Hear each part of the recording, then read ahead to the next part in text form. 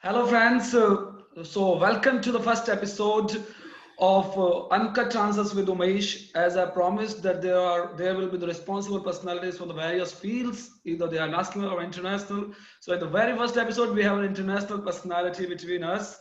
So, please welcome Professor Dr. John Mugubi, the Dean of the School of Creative and Performing Arts, Film and Media Studies from Kenyatta University, one of the premier universities of Kenya in Africa. And as we talk about the experiences and achievements of Mr. Mugubi, so he has completed his BA from University of Nairobi, MA from University of Nairobi, PhD from Kenyatta University, and he's serving in the administration of Kenyatta University from 2008 till date. And he was chairman earlier, as he was serving as dean right now. So welcome, Dr. Mugubi, in our show. So thank you for giving your time. Thank you so much, Umesh, for the invitation. I am happy to be here and to talk to you. So I was not wrong somewhere in your introduction. I'm right. Am I all right? Huh? You did your research very well, I can see. Actually, sir, we all learned from the professors like you. We are all the school students of research. We are all the students of research. So it is supposed to we get good in the research. So as I earlier discussed and I earlier talked that our today's topic will be need of the art for journalism, mass communication, and cinema and all. So, Dr. Mugubi, my first question to you is that how do you think there are conceptual challenges ahead of filmmaking, cinematography, photography, and journalism? How do you think there are conceptual challenges, and what you think that what are these conceptual challenges? You're talking of conceptual challenges. I'll talk about the challenges generally. Yes. Actually, there are quite a number of challenges that a filmmaker, a journalist presently has to really deal with. Of course, the most critical one is the political challenge, especially in a country like mine and yours. Like I had mentioned, India scored 140th position in terms of press freedom. So we still have issues, and quite a number of countries in the world still have issues with press freedoms. My own country, we have had issues or cases where journalists are harassed for just doing their work. We've had cases where journalists and filmmakers receive death threats and verbal abuse. We've had cases of assassinations of journalists in places like, Russia, assassination of journalists in parts of West Africa, and even East Africa. So journalists have to confront these challenges where you are being a very noble profession is still considered to be a dangerous profession that can actually affect somebody's reputation. So politicians do not actually look at journalists, as harmless people. They actually fear journalists, and they would do anything actually to gag a journalist or gag a filmmaker. So there's the political challenge that you have to deal with, but also there are challenges that have to do with the very fluid nature of the platform. Because a journalist 20 years ago, for instance, would not be able to survive in the current situation where platforms keep on changing. You are in print media. Very few people are reading newspapers now. So how do you navigate between the print and the digital platform? So a journalist to be able to survive now, and even a filmmaker, should be able to navigate the various platforms that are available and now following the digitization of the media industry and film industry. Because even a filmmaker, for instance, a few years ago would depend on a filmmaker selling you a CD or something like that. But now we have YouTube, we have the online platform that has to be employed. So a journalist has to be very innovative to survive in the current space where there are various platforms, and you cannot survive just doing one thing. You are in print, but you should also try electronic as well to be able to survive. In my own country, I see quite a number of journalists trying print and the television medium and other things like even film to be able to survive, because the digital platform may have come with its own positives, but it also has its own challenges with and even newspapers. You know, I'm talking about hard copy newspapers selling really, you know, going down remarkably. So how do you survive? Many media houses have actually sacked quite a number of journalists because the numbers of newspapers have gone down. So you have to think of how to survive in this very fluid platform. Other challenges that, of course, that filmmakers, for instance, go through are challenges to do with the fees. A lot of fees, like in my own country, that you have to pay for you to be able to film. Within the city, for instance, you have to pay up to $70 a day to be able to film within the city. If you go to certain places, it's quite a bit hard. It's quite a bit hard for survival, as you are saying. It's quite a bit. This, if this is the fact, then this is horrible, Dr. Mugubi, that you have to pay $70 per day to making a film, for making a film. So it's quite hard to listen that. It's quite a harder truth. Yeah, you got lost at some point. Yeah, yes, it's quite difficult to survive. I was just mentioning 70 actually is the least, because there are places where you want to film in Kenya, exclusive places like Masai Mara, which is a game reserve considered to be one of the 7 wonders of the world. It's almost exclusive for international filmmakers. As a local, you're still expected to pay like 100,000 Kenyan shillings is actually about per day to film. So those are the challenges that we have to go through. There's a lot of, that you have to, there's a lot that you have to do to be able to survive in this very difficult terrain called filmmaking and journalism in, for instance, the developing countries. So do you think, sir, that if there are political pressures, ideological pressures, there are many type of pressures which somewhere leads to the encroachment of creativity, the creativity in filmmakers, the creativity of journalists, the creative mindsets of the journalists of filmmakers, they are somewhere, they have been getting encroached with the pressures, either they are ideological pressures or political pressures. Is the creativity getting encroached? Actually, the creativity has been affected remarkably, especially by the political curtailment of filmmaking and journalism, to an extent that you can't really do what you want to do freely, because, you know, creativity survives in a free kind of atmosphere. When you are free, then you can think beyond certain horizons and be as creative as possible. But where you know that you can only be creative to a certain extent, then your creativity is limited, and you is shifted towards a particular direction, that you cannot touch a particular subject. As a journalist, you cannot touch a particular subject as a filmmaker. For instance, we have films in Kenya that 2 years ago and even last year, a film that was banned. Very creative indeed, but it was banned because it touched on what politicians consider to be a very sensitive subject. So indeed, this curtailment of freedoms affects creativity remarkably, in that you cannot think outside the box. You're confined to a box that has been put there by politicians. Yeah, that's a major problem, especially in the developing nations. I'm not saying that the developed is any better, because we have some very developed countries like Russia and China that are no better. Yeah, so that's a problem actually across the globe. Yeah. So, sir, actually, we are talking about the freedom of press, cinema, and everything, freedom of creativity, freedom of expression, and all. So, what do you think that recently what happened in France?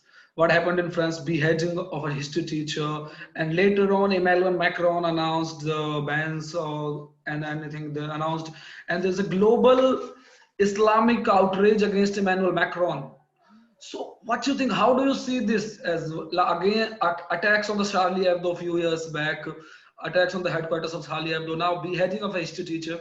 What do you think that religion is somewhere, either it is any religion, but extremism is hurting the creativity? Do you think that extremism is hurting the creativity? Of course, extremism is hurting creativity in many regards, because there are certain, depending on maybe your religious orientation, there are certain things you can't, you may not really say about another religion, and not just extremism in terms of religion, but even things to do with, like in my own country, issues to do with ethnic community. You may not say certain things, again, religious mentalism is also a major problem that affects creativity in many regards. I don't just want to mention Islam, because my own country is almost 80% Christian, and there are certain things, because Christians would not want to read or see certain subjects, discussed in a particular way in any form of media. Then as a journalist, as a filmmaker, you are forced to avoid that kind of, or those kinds of subjects. So indeed, as a journalist, as a filmmaker, although you have a role, a very important role as a social critic, you're sometimes forced to think of your own, survival, so that you abandon a particular role. And inevitably, because you still have to save your skin, you may have family, you want to play that role, but the circumstances do not allow you. So what do?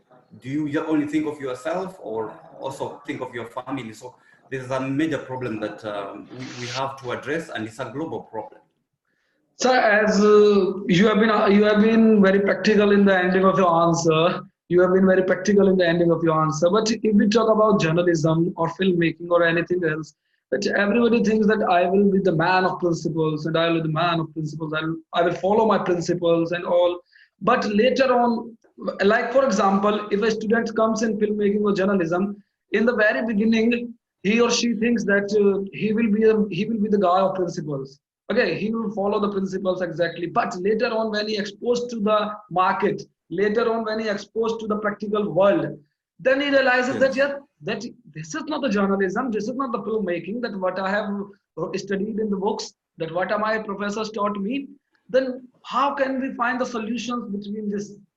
That if we all talk about family, that someone has to take the risk. Because if there are 2 in 100, if there are 2 people in 100 who are taking the risk on their own, then these are the 2 who are the flag bearers of the journalism, who are the flag bearers of the filmmaking, who are the flag bearers of the rationalism point of view. Then what do you think that what should be the solution, and what you want to address to the new students who are coming in the field of studying journalism or mass communication or anything else?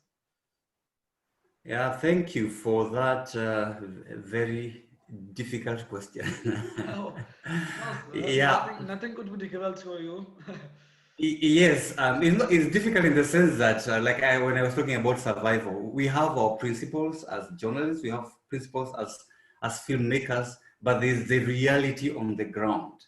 But I agree with you that as a journalist, you just need to stick to your principles, and to stick to your role of gathering, information, news, assessing, creating and presenting information without bias.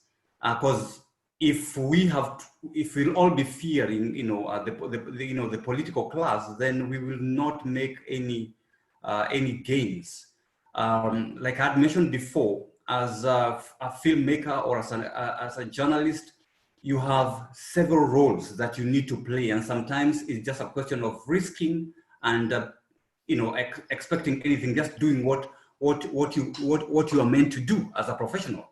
Social criticism, mediating between conflicting ideas in the society is a major role. You also have a role, like in our kind of setup, which is not Western. You have a role to guide morally, something different from what how the West might look at art or like filmmaking.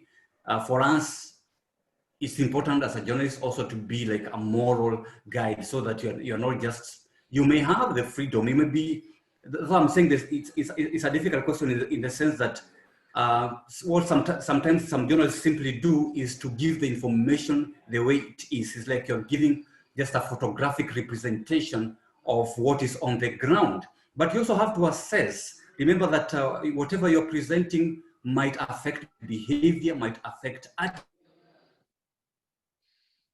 might affect emotion. I'm saying this because in 2007 in Kenya, we had our post-election violence. And at some point, of course, people hacked each other, they were killing each other based on ethnic affiliations. And some of our local media houses were showing us pictures of people cutting each other, of dead bodies in forests. And I had an issue with that. You are a journalist, all right, but these images, as much as you may use them to shock the people into realizing what they are doing to themselves, but Yes, there's sir. You are also, absolutely. Yeah, sir. You are absolutely right that there should be the moral limitations for a journalist or filmmaker to understand. There exactly, should be moral limitations. But yes, as I have heard usually, as you might have also heard, that in either it is any country, either it is any state of the world, yes, the simple job of the journalist or the filmmaker of anyone else, the simple job of a medium, we can call it a medium, the yes, simple job of a medium as a journalist yes, mhm, is supposed to address the oppressed to the oppressors, or the rulers to address yes, oppressed to the oppressors. Either, like, for example, in the Indian country or in a Pakistan country, a Pakistani state, so these two states are completely different on their religious grounds. India is a secular state. Pakistan is a state which was settled up on the religion grounds, and it's a Islamic state. So yes, in Pakistan, Hindus, Christians, Sikhs are in the minority. And in India, Muslims and many others are in minority, and Hindus are in the majority. So, for example, in Saudi, if they call me the journalist of Hindus, then there would be no issue for me. And in India, if they call me the journalist of Muslims or the minorities, I should have no issue, because the duty of the journalism is that we have to address the oppressed or the minor section of the society to the major section of the society, or the oppressors or the rulers. Then what is the issue? Why the teachers are going beheaded? Why these things are happening in global scenario? We have so irresponsible actions from the state heads of the powerful countries or the developing countries. We have so irresponsible actions or statements. So what you think of that? That there is a simple job of addressing oppressed to the oppressor. Then why are they stopping that? And what should be the middle way to have a good communication between government and the people? yeah, it's a sad scenario, and I also agree with you that as a journalist, you also speak for the people. But my thinking, I think we have a writer called Mugubi. You may have heard of him. He's in America. He has your kind of thinking that journalism is like being in a battlefield. So you have the oppressor and the oppressed, that you cannot take a middle line. You are either with the oppressed or the oppressor. But my perspective is that you also have a role to mediate and to be one-sided.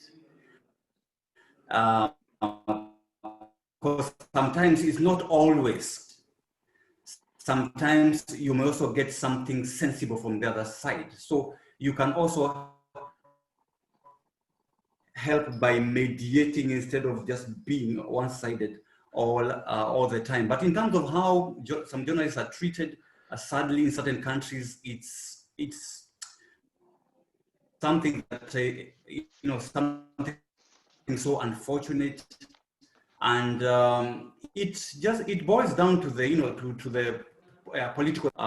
There's nothing we can do if the political establishment with all the powers at hand view a journalist in a particular way. We can only we can only stick to what we do and try to agitate for our space as journalists, as filmmakers, and probably eventually we'll be able to succeed. I'm saying this because some of the freedoms that we enjoy now, for instance, as filmmakers, as journalists in Kenya, were not there 20 years ago.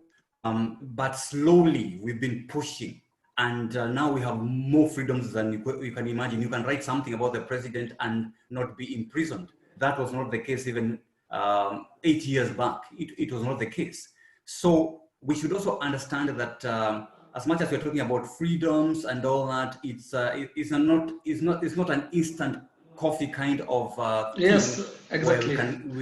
Yes, Exactly. yeah, but we keep on pushing and remain aggressive, and just remain bold in what we do, and eventually be able to earn our space. Yes, sir. So basically, I would like to quote a journalist from India. I hope that you might have heard about him. There is a journalist here, Ravish Kumar sir. So I hope you have heard. Recently won Raman Magsaysay. Recently won Raman Magsaysay in journalism. So when I read one of his books, that he wrote in his book that some battles are not fought only for victory. Some battles are fought to remind the people that there was somebody somewhere in the battlefield. I agree with that totally. I actually agree with you totally. You don't win all the time, but you make a mark.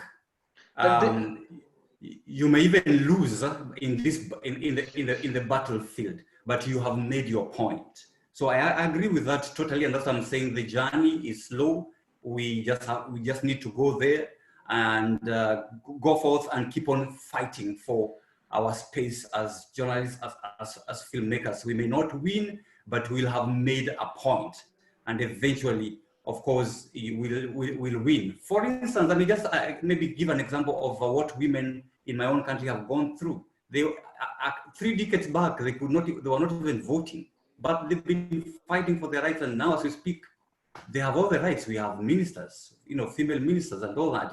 It's the same thing that we need to do. I believe that with a clear focus and united, it's possible to get what is meant for us as journalists in terms of freedoms, in terms of the space that we require to be able to exercise our professional, So don't you think that as we have been feared, we have been harassed, or journalists have been harassed like that you'll get killed and you will get jailed if you write something against the government, or you will make any remark which is criticizing the government or a particular political leader. So don't you think that got killed, going jailed, imprisoned, these kinds of things are just a taboo for a journalist, because this should be considered as a part of this job and should be taken as usually that yes, I will get killed and that's part of my job and that's no issue. It's just like a taboo. And why should I? And I think that he or she can, and when he or she understands this, then he or she can work more effectively. I agree with you totally. There are those who argue that journalism is all about maybe taking a pen or maybe announcing on radio or TV about something that has happened. But there are those who believe that it goes beyond that. Like I said, if you're in a battlefield and you're on one side, then you even take up arms and fight for what you believe in. But there are those who look at it differently, that you as a journalist have a role to play, a role that the masses cannot play. So if you also took up guns and died in the battlefield, the masses will have no voice. So I don't know how we look at that. No, no, I'm not asking. I'm not asking. I'm not saying. Yes. I'm not talking about lifting the gun up to journalists. I'm just talking about that. If I write something against the government, if I raise the Yes, voice, yes. if I raise the voice of a minor section of the oppressed ones. So if I get killed on the other day, on the next day, if I get killed for that, then I should not fear of that killing. Nah? That what is going to be happen with me next day, I should not get fear. I'm talking about that. That we should get rid of that fear of taboos, Yes, yes. getting killed or going to be jailed, imprisoned. So I'm talking about that the release of that fear from the hearts and minds of the journalists. So Yes. I was also talking about the gun symbolically. No. I was talking about the gun as what the tool that you use. Yes, So yes. that, and you may also want to look at the gun in terms of what exactly you are Because addressing. Yeah. if one would be killed for the principles, if one would be Yes. killed or imprisoned for the principles, then there is generation behind behind him or her to follow him or her. That saw that man of principles, that he died for us. We should follow him. Even if 2 of 100 follow that person, then his work Yeah. would be done. His work would be done. Yes, yes, I and hope so. like I said, I agree with you totally in terms of that. That it's not just enough to talk or to write about things that happen out there. Believe in what you're writing, and be ready even to die, for that. But I was just giving the other perspective when I gave the allusion of the gun. My argument was that there's a section that looks at the whole thing differently. That you may. As a journalist, sometimes you don't need to risk your life too much because the society relies on you to speak for them. You are their mouthpiece, so that if you, for instance, die, then they have nobody to speak for them, but nobody is as bold as you are. So you find what happens is that sometimes in this journey of fighting for the masses, some journalists, some filmmakers decide to do it outside their own countries. In my own country, we have quite a number who are like writing or doing their creative stuff from outside Kenya. They are more critical about what is happening in the country, but they do it within the protection of America and Europe. But that way, they are not looked at positively, because the masses will say these are cowards. They're only bold about certain subjects while outside. But we have a few in the country actually who do what you're suggesting, where they would rather die for the masses, and they'll do anything to speak for the masses. And I agree with you totally that you become a good example even for future generation, and for others to take up the profession and keep on fighting. It's not an easy terrain. It's for very, people who believe in what they do. It's not for everybody. Actually, it's not for the faint-hearted. It's quite a difficult profession, but a very noble one at that. Yeah, just as concluding the conversation, I would like to ask that, as you also are aware of the drowning standard of journalism and media journalism, and you are also looking at the global media, I'm talking about the drowning standard of media journalism. So what would you like to suggest to the new students or new generation coming up to study journalism, of filmmaking, about the content of filmmaking, about the content of cinema, about the content of journalism, about the content of the things, that the standards are going drowning day by day? As you might have been aware of what's going on in Indian media and what's going on the global media, that standards are drowning. So how would you like to guide the new students who are coming to study journalism as their passion, as their future? So what would you like to guide those through a platform? Okay. Yeah, in terms of course, I agree with you that the standards are falling, and part of what makes the standards fall is a creation by the society. In my own country, for instance, we have a number of the so-called celebrities. We have media houses that are employing people who are not trained in journalism simply because they are celebrities. So that has really affected, journalism. But what I would just want to say to the prospective journalist students is that in view of the dynamic and changing trends in reporting and dissemination of news, there's need to offer more opportunities or to acquire more training in a wide terrain or wide disciplines in communication and media, so that they don't just rely on one thing. Like I had mentioned before, there are various platforms that you have to navigate as a journalist, as a filmmaker. So they should not just look at one and narrow down on that particular one. They need to identify where they're strong and then go for it, because we also have a problem where some prospective students want to do everything. Know your strengths, but also learn these others, and make sure that you hone your skills in what you're doing, whether it's scripting, whether it's radio, whether it's newspaper advertising and all that. You need to know where your strength is, rather than be a jack of all trades and a master of none. Once you master a particular section and you're good at it, it's much easier for you to be able to get a career out there, rather than just be thin in everything that you do. But I also need to advise them that it's not easy out there. They should not look for employment.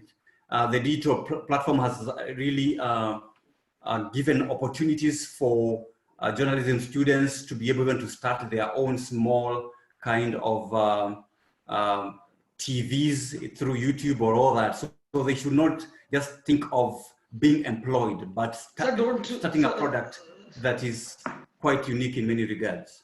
Sir, would you like to suggest the one point, or I think that you want to suggest, like, for example, if I want to do journalism, but they are selective, or if any of the students want to do journalism, but there are selective big media houses in the country, but you cannot go out of them, and you are supposed to be employed in them, and you can only survive if you want to do journalism. But apart from that, the world is changing.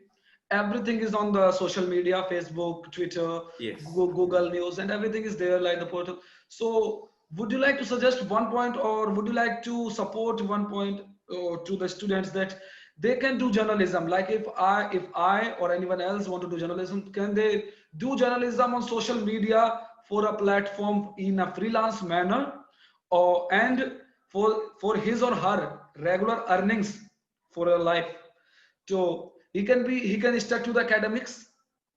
Is it the right way, do you think? Yeah, thank you for your for that particular question. Like I said, there are quite a number of opportunities. So somebody needs to know the strength. If you want to be an academic like me, you can go for it. And there are plenty of opportunities now, for instance, and we have to think global. I don't know what the situation is like in India, but in my own country, we did not have journalism being taught at university, so many universities. Now we have like about 5. So there are opportunities, for instance, to be a lecturer in journalism. There are plenty of such opportunities. The electronic media also. And now we have like 150. I was talking about the digital platform where you can also freelance. So you may want to think of that and come up with a unique product, which is not, because I'm saying this because many of us, the students we train, some of them just go out there and start their own companies. That they don't wait to be employed. They think of just something, out of the box and put it on YouTube, or just use the digital platform in that regard. So what I'm simply saying is that there are many platforms, but identify your strength, whether it's academics or whether it's electronic, and if it's electronic, what kind. Identify your strength and work on it. It's much easier to be assisted in terms of getting a position if you know what exactly you want. We have a lot of small commercial TV stations, for instance, coming up in my own country, and our students are absorbed in there. We have so many radio stations that cater for the different vernaculars,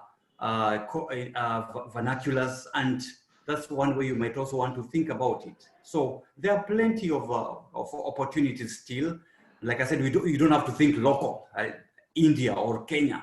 There are opportunities across the world. So I look Yes, for, yes, areas that don't really have. yes, we are not supposed to stuck in the particular borders. We have global opportunities. Yes, you are right that Yes. if somebody really wants to do good for journalism, so he or she Yes. can look on the global perspective. That she has all the ways of the like few. I would not like to tell the names, but there are many state-sponsored or state-funded channels which are doing very well, in the journalism. Like I will not try to endorse somebody personally from here. Mm. So, Yeah. sir, it was nice to having a conversation with you as you have guided the new students.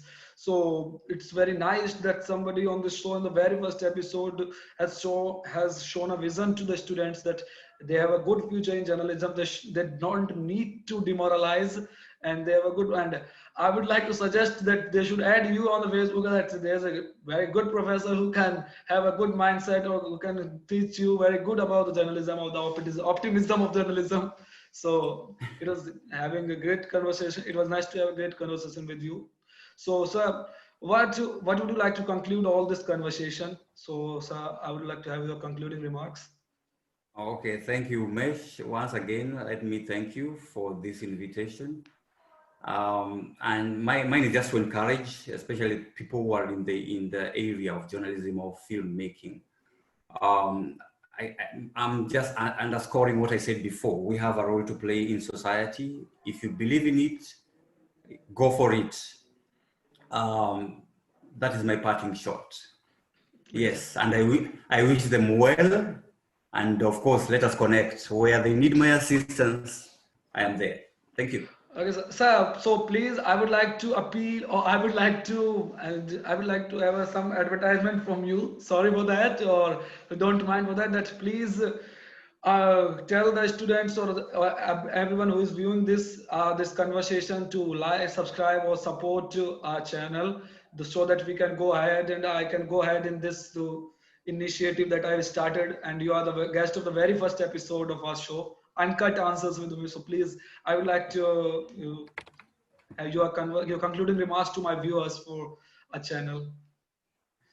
Yeah, I think to the viewers, of course, this is a very remarkable initiative by Umesh, and I think it will go a long way in educating and emboldening, our future journalists and filmmakers, because we have very little actually available for filmmakers and journalists out there in terms of empowerment. So I believe this channel will help empower our prospective filmmakers and prospective, journalists. So I fully endorse this particular channel, and I'll be the first one to subscribe. So ensure you subscribe to the Umesh's channel. Thank you very much, Umesh. Thank you, sir. Thank you, Dr. Mugubi. It was a pleasure to have a talk with you, and thanks for becoming the guest of our first episode. Thank you so much, sir. So thank you so much, viewers. So here we were with the Professor Dr. John Mugubi in the conversation in our very first episode. So as he told that we will strengthen your voice. So please subscribe to our channel, and we will have great personalities on every week on Friday 8 p.m. like Dr. Mugubi from every section of the society, that it is politician, journalism, or every section of the society. So thank you so much, viewers. Have a great day. Have a nice day. Let love and humanity prevail. Take care of everyone. So thank you so much, Dr. Mugubi. Have a nice Thank day. you. Have a nice day. Have a nice day too.